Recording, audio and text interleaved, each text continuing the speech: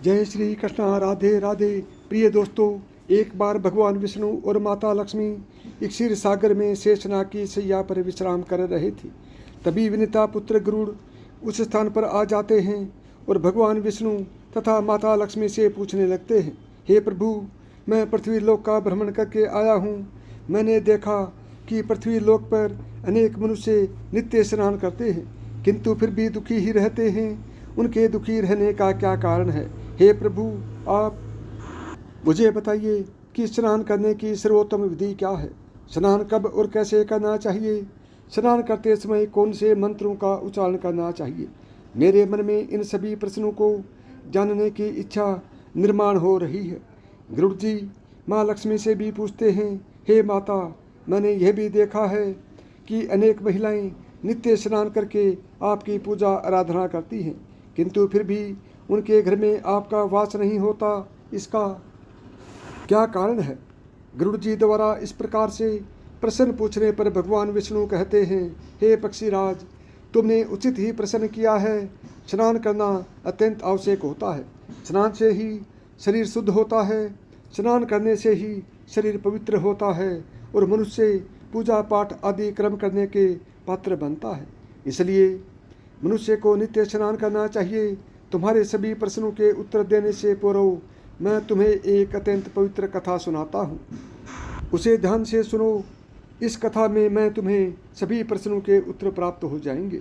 इतना कहकर भगवान विष्णु ने गरुड़ जी को स्नान का महत्व बताते हुए एक कथा सुनाई, जिसे सभी मनुष्यों को ध्यान से सुनना चाहिए। इस कथा का श्रवण करने मात्र से ही सैकड़ों तीर्थों में स्नान करने का पुण्य मनुष्य को प्राप्त होता है। इसलिए आप सभी इस कथा को पूरा जरूर सुने। आधा अधूरा ज्ञान अनर्थ का कारण होता है। तो चलिए शुरू करते हैं। तो साथियों, वीडियो के अंत में आप कमेंट करके अपने शहर का नाम जरूर लिखें कि आप किस शहर से इस वीडियो को देख रहे हैं।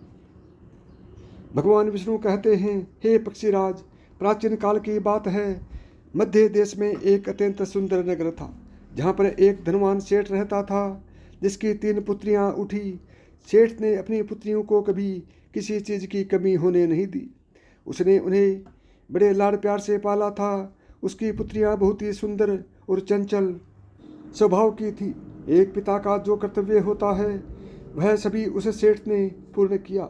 अपनी पुत्रियों को उसने सब कुछ दिया, लेकिन उसने केवल एक गलती की। उसने अपनी पुत्रियों को शास्त्र ज्ञान नहीं दिया। जीवन में सब कुछ पाकर भी उसकी पुत्रियों का जीवन अधूरा था। ज्ञान के बिना कोई भी मनुष्य पूर्ण नहीं होता है। पैसा, संपत्ति, सुंदरिय होकर भी उसकी पुत्रियों के पास वो नहीं था जो प्रत्येक स्त्री के पास होना चाहिए। फिर जब उसकी 3 पुत्रियां जवान हुई तो सेठ ने उसकी 3 पुत्रियों का विवाह एक अच्छे कुल में कर दिया।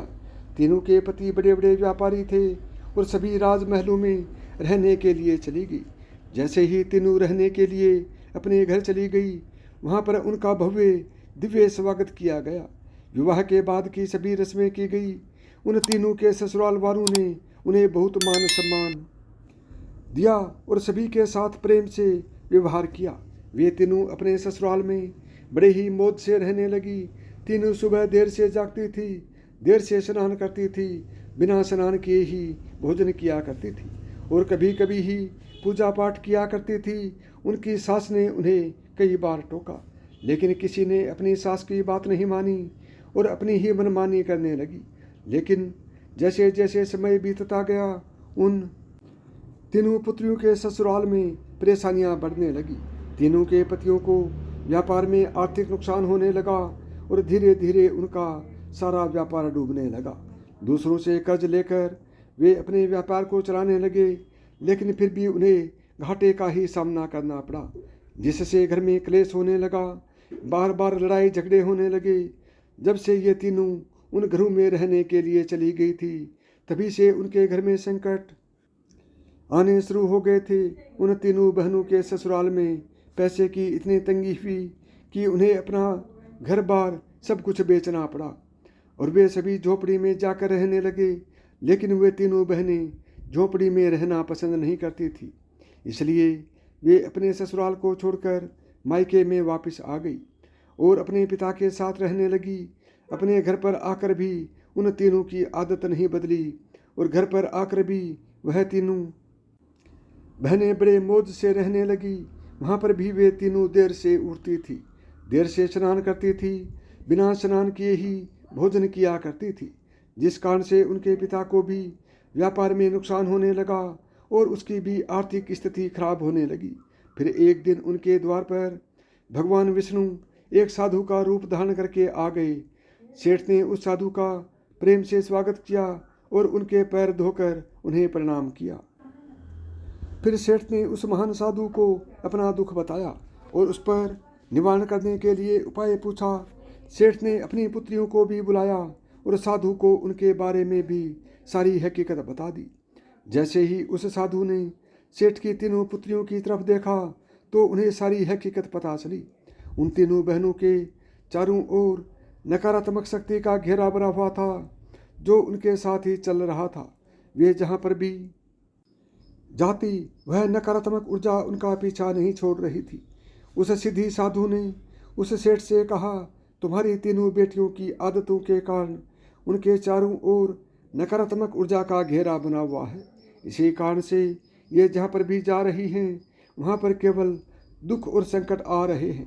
तुम्हारी तीनों पुत्रियों अत्यंत आलसी हैं, ये देर से जागती हैं, देर से स्नान करती हैं, बिना स्नान किए ही भोजन करती हैं और यही वजह है कि उनके जीवन में ये संकट आ रहे हैं। फिर उस साधु ने उस सेठ को और उनकी पुत्रियों को अत्यंत महत्वपूर्ण ज्ञान दिया और उसका नित्य पालन करने के लिए कहा। भगवान विष्णु कहते हैं, हे वत्स, स्नान के 5 प्रकार होते हैं, ब्रह्म स्नान, देव स्नान, ऋषि स्नान, मानव स्नान और दानव स्नान। इन्हें समय के अनुसार वर्गीकृत किया गया है। शास्त्रों में ब्रह्म मुहूर्त में किए जाने वाले स्नान को सर्वश्रेष्ठ माना गया है। ब्रह्म मुहूर्त यानी कि रात्रि का अंतिम प्रहर और सूर्योदय से ठीक 1.5 या 2 घंटे पहले का समय होता है, यानी कि साधारणतः सुबह 4 से 5:30 तक का समय। शास्त्रों में यह समय दिन का सर्वश्रेष्ठ समय माना जाता है, क्योंकि इस समय वातावरण में अद्भुत और चमत्कारी ऊर्जा व्याप्त होती है। यह समय देवताओं का समय होता है। इस तरह देवताओं का स्मरण करते हुए ब्रह्म मुहूर्त में किए जाने वाले ब्रह्म स्नान को सर्वश्रेष्ठ स्नान कहा गया है। इस समय स्नान करने से और स्नान के तुरंत बाद सूर्य देवता को अर्घ्य देने से जीवन में सुख, समृद्धि और शांति आती है। दिन भर मनुष्य का तन और मन ताजगी और सकारात्मक ऊर्जा से भरपूर रहता है। ब्रह्म स्नान करने पर मनुष्य रोग तथा बीमारियों से दूर रहता है, उसका शरीर निरोगी और स्वस्थ रहता है। दूसरा है देव स्नान। सुबह 5 से 6 बजे के बीच किया जाने वाला स्नान देव स्नान कहलाता है। सभी पवित्र नदियों का स्मरण करते हुए किए जाने वाले इस स्नान को भी श्रेष्ठ स्नान माना जाता है। इस समय स्नान करने से मनुष्य के शरीर में सकारात्मक ऊर्जा का संचार होता है और सभी प्रकार की नकारात्मक और बुराइयां शरीर से बाहर निकल जाती हैं। इस तरह देव स्नान के समय स्नान करने से तन के साथ साथ मन भी शुद्ध और पवित्र हो जाता है। इस समय पर स्नान करने से धन संपत्ति में वृद्धि होती है। मनुष्य को सभी भौतिक सुख प्राप्त होते हैं। सुबह सुबह जब आकाश में तारे नजर आते हैं उस समय किए गए स्नान को ऋषि स्नान कहते हैं। ये भी श्रेष्ठ स्नान होता है। इस समय स्नान करने से मानसिक शांति मिलती है। तीसरा है मानव स्नान। सुबह 6 से 8 बजे के बीच में किया जाने वाला स्नान मानव स्नान कहा गया है। यह स्नान सूर्योदय के समय या सूर्योदय के ठीक बाद में किया जाता है। इस समय स्नान करना भी अच्छा माना गया है। शरीर में दिन भर ताजगी, स्फूर्ति और सकारात्मक ऊर्जा व्याप्त रहती है, जो हमें किसी भी कार्य को करने के लिए उत्साहित करती है। किंतु मनुष्य को कभी सूर्योदय के 2 घंटे बाद स्नान नहीं करना चाहिए, अर्थात सुबह 8 बजे के बाद स्नान करना अनुचित होता है। इस समय वातावरण में व्याप्त दैविक शक्ति बहुत कम हो जाती है, इसलिए मनुष्य में उत्साह और ऊर्जा की भी कमी दिखाई देती है, जिससे वह दिन भर आलस का अनुभव करता है। पूरे दिन शरीर में सुस्ती सी रहती है और किसी भी काम में मन नहीं लगता है। सुबह 8 बजे के बाद स्नान करने से व्यक्ति के जीवन में दुर्भाग्य आता है, उसके शरीर में नकारात्मक ऊर्जा का वास होने लगता है। ऐसा मनुष्य किसी स्थान पर भी जाता है उसके साथ दुर्भाग्य चला जाता है। तुम्हारी ये तीनों पुत्रियां सुबह देर से स्नान करती थी, जिस कारण से उनके ससुराल की सारी संपत्ति नष्ट हो गई, और अब तुम्हारी भी धन संपत्ति नष्ट हो रही है। सूर्योदय होने के बहुत समय बाद तक भी जो लोग स्नान नहीं करते हैं उनके मन में दिन भर में क्रोध, राग, द्वेष, नकारात्मकता, कमजोरी और चिड़चिड़ापन बना रहता है, जिससे उनके काम में मुश्किलें आ सकती हैं। इसलिए प्रतिदिन ब्रह्म स्नान, देव स्नान, ऋषि स्नान या मनुष्य स्नान करने की सलाह दी गई है। प्रतिदिन इन पवित्र कालों में उठकर स्नान करके ईश्वर की पूरी श्रद्धा से आराधना, प्रार्थना और पूजा पाठ करने से तथा सूर्य देव को अर्घ्य देने से हमारे तन के साथ साथ मन भी शुद्ध और पवित्र हो जाता है और हमारी बहुत सी समस्याओं का समाधान हो जाता है। हमारे अंदर से सभी प्रकार की नकारात्मकता दूर होती है और सुख समृद्धि का मार्ग खुल जाता है। संध्या काल और रात्रि के समय अत्यावश्यक न हो तो बिल्कुल भी स्नान नहीं करना चाहिए।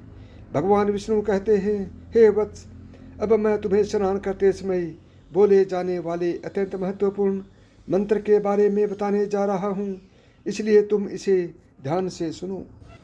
जो भी इस मंत्र का उच्चारण करते हुए स्नान करता है उसके सभी पाप उसी क्षण नष्ट हो जाते हैं, उसका दुर्भाग्य भी नष्ट हो जाता है और उसे सुख समृद्धि प्राप्त होती है। वह मंत्र इस प्रकार है, गंगे च यमुने च वै गोदावरी सरस्वती नर्मदे सिंधु कावेरी जले अस्मिन् सन्निधिं कुरु। इसका अर्थ है, हे गंगा, यमुना, गोदावरी, सरस्वती, नर्मदा, सिंधु और कावेरी माँ, मेरे स्नान करने के जल में कृपया आप सभी पधारिए। इस मंत्र के उच्चारण से सभी तीर्थ स्थानों में स्नान करने का पुण्य मिलता है। इस प्रकार से भगवान विष्णु ने उस सेठ को स्नान का महत्व बताया। फिर सेठ की तीनों पुत्रियों को अपनी गलती समझ में आई।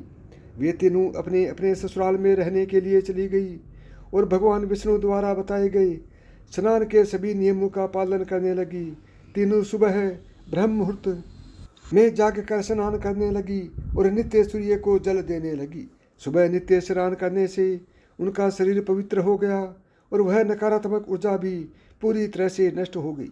धीरे धीरे उनके पति का व्यापार भी ठीक से चलने लगा और उनका खोया हुआ सब कुछ फिर उन्हें वापस मिल गया। यदि आपको मेरी बताई हुई बातें पसंद आई हों तो वीडियो को लाइक करें, ज़्यादा से ज़्यादा दोस्तों में शेयर करें। यदि चैनल पर पहली बार आए हैं या चैनल को अभी तक सब्सक्राइब नहीं किया है तो चैनल को सब्सक्राइब करें, ऑल बटन को दबाएं ताकि मेरे आने वाले प्रत्येक वीडियो का नोटिफिकेशन आपको सबसे पहले मिले।